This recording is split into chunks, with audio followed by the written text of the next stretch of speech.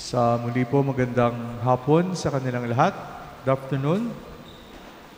Tuwing ikalawang linggo ng panahon po ng Kwaresma, ang ating ebanghelyo ay patungkol sa pagbabagong anyo ni Jesus. So, fix po ito. Every second Sunday, ang kwentong ating maririnig sa ebanghelyo ay patungkol sa pagbabagong anyo ni Jesus. Pero malamang magtatanong tayo, ano ba yung halaga ng ebanghelyong ito sa ating pagdiriwang ng Kwaresma?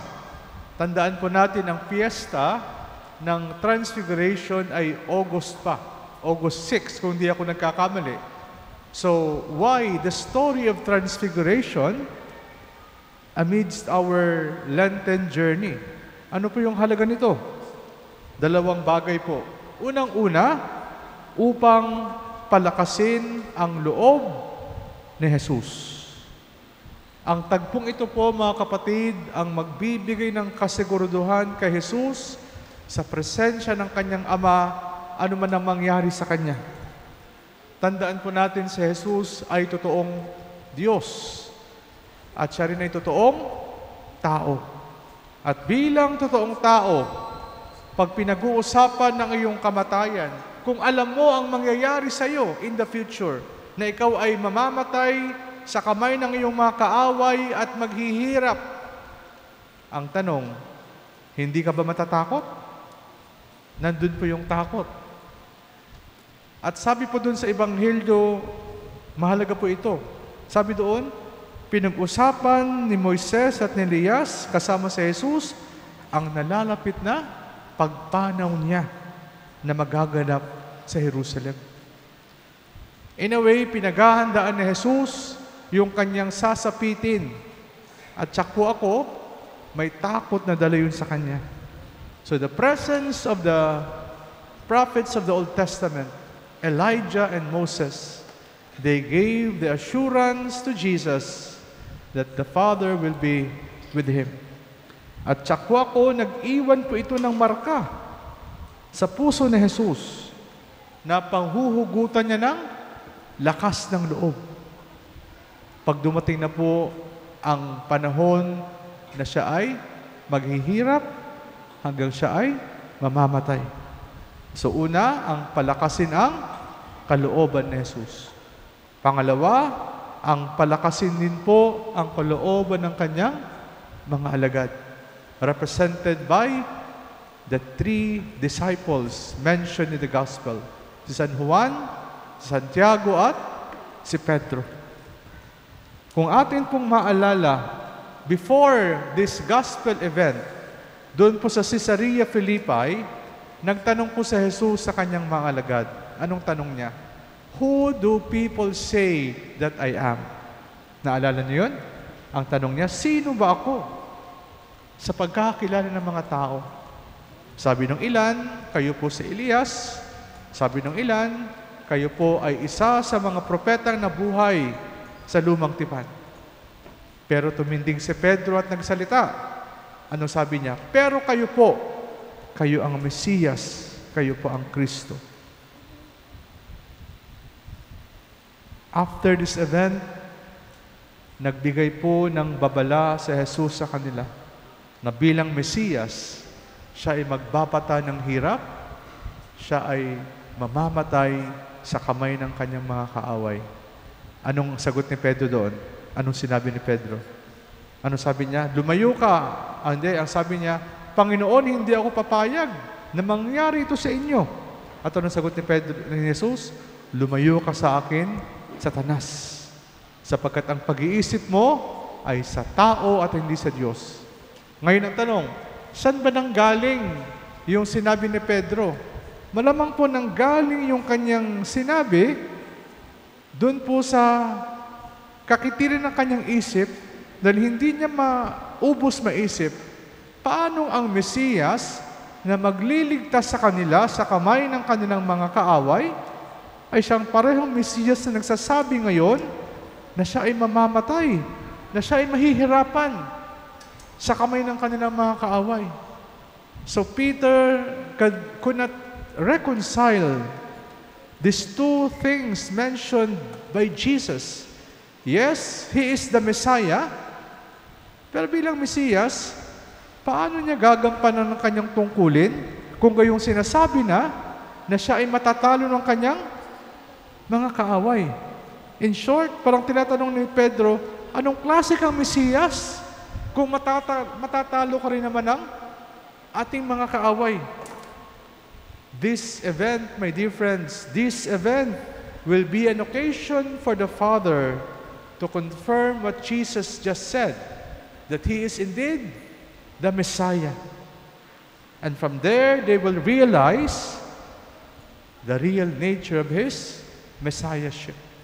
Totoong siya ay maghihirap, siya ay mamamatay, subalit, siya rin ay muling mabubuhay pagkatapos ng 3 araw. At ito pong sinasabing kaningningan ni Jesus ay nakita ng mga alagad. Kumbaga sa sine, nagkaroon ng preview ang magiging o ang mangyayari kay Kristo. Nakita nila ang kanyang kadakilaan. Nakita nila ang kanyang kaningningan na mangyayari pa lamang supposed to be after ng kanyang muling pagkabuhay. Pero sabi ko nga, nagkaroon ng preview. Bakit? Upang maalis sa kanilang isip yung takot, yung agam-agam, na kahit anumang mangyari, itong kanilang sinusundan ay anak ng Diyos o Diyos mismo. Kristo mismo, ang Mesiyas mismo. This unique experience with God, itong kanilang pag-witness, ika nga, sa kaluwalhatian ni Jesus, ay nag-iwan din po ng marka sa kanilang puso na panghuhugutan po nila lakas ng loob upang manatili kay Jesus kahit sa gitna pa ng kamatayan. Ngayon ang tanong, ano ang halaga ng kwento ng Transfiguration sa buhay natin? Magandang tanongin natin ang ating mga sarili. Kamusta ba yung aking pananampalataya? Sa gitna ng araw-araw na problemang kinaharap natin, kumakapit pa ba ako sa Diyos? O hinahayaan ko na lang na ang Diyos ang humawak at kumapit sa akin? Meron ba ako mga konkretong karanasan ng Diyos na pinanghahawakan ko hanggang ngayon, lalo higit sa oras ng mga pagsubok at pangamba? Naalala ko yung kwento ng isang confessed drug addict. At the same time, isa po siyang manluloko. Buong buhay niya ang kanyang ginawa, ang kanyang source of income ay ang panluloko sa kapwa. Nagkaroon po siya ng conversion nung ang kanyang asawa ay manganganak. At sabi ng doktor, very delicate ang pagbubuntis ng kanyang asawa. Pwedeng mawala ang kanyang asawa o kaya yung kanyang anak sa sinupupunan ng kanyang asawa, or pwedeng mamatay both ang kanyang anak at ang kanyang asawa. So for the first time in his life, nagdasal po siya ng matindi sa Panginoon. And in his desperate move, sabi niya sa Panginoon, Lord, buhayin niyo lang po yung aking mag-ina. Magbabagong buhay ako. Buhayin niyo lang yung aking mag-ina. Magbabagong buhay ako. Long story short, nangyari nga po ang kanyang hinihingi sa Diyos. Siya ay pinagbigyan. Nagbagong buhay siya. At habang siya po ay nagsishare ng kanyang kwento, yung madalas na tinatanong sa kanya, paano mo magawang maiwasan ang tukso upang bumalik sa dating buhay? Tandaan po natin, hindi po madaling kumawala. Kapag ikaw po ay addict, hindi madaling kumawala sa iyong bisyo. Ang tanging sagot po niya, sa tuwing ako ay natutukso na bumalik sa dati kong bisyo, Binabalikan ko lang ang karanasan ko kung saan tinupad ng Diyos ang kanyang pangako sa akin. Sa tuwing siya ay natutuksong manloko ng kapwa, kasi easy money, hindi na kailangang maghirap. Ang sabi niya, binabalikan ko lang ang aking karanasan ng katapatan ng Diyos sa aking buhay. Yun po yung kanyang konkretong karanasan ng pagbabagong anyo.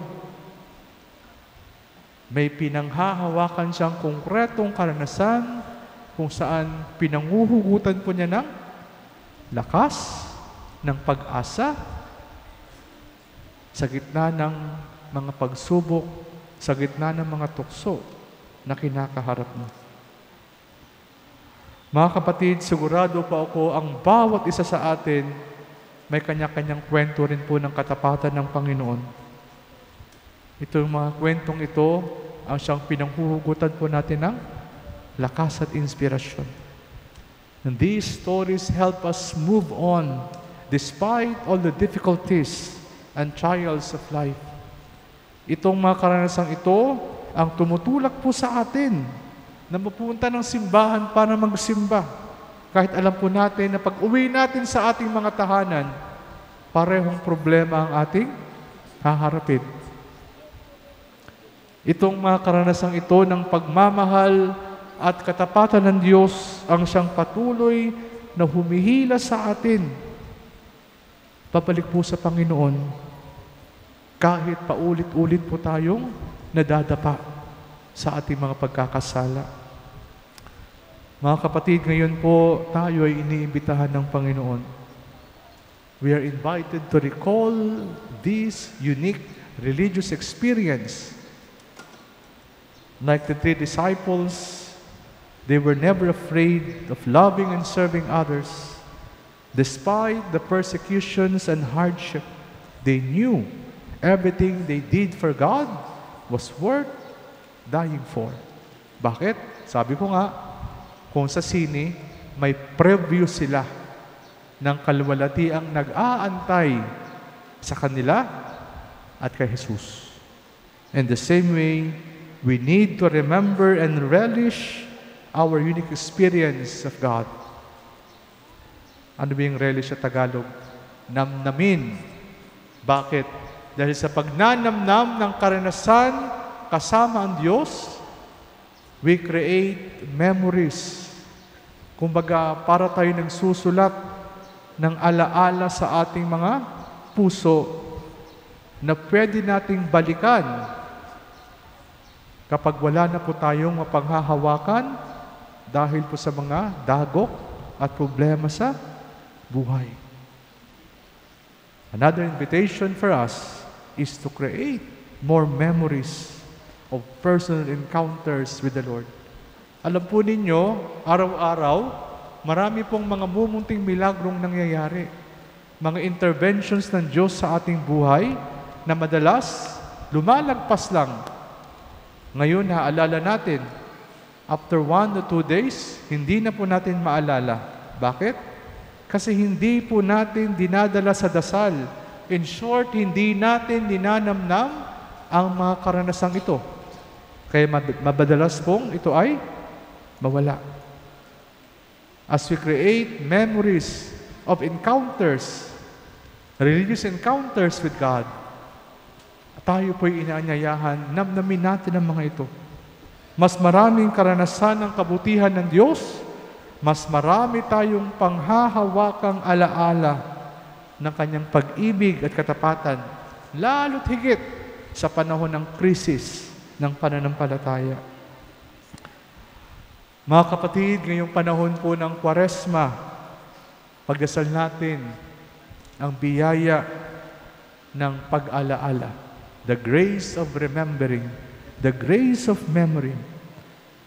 May we remember how God has been good, how the Lord has been faithful, how the Lord has been merciful to us.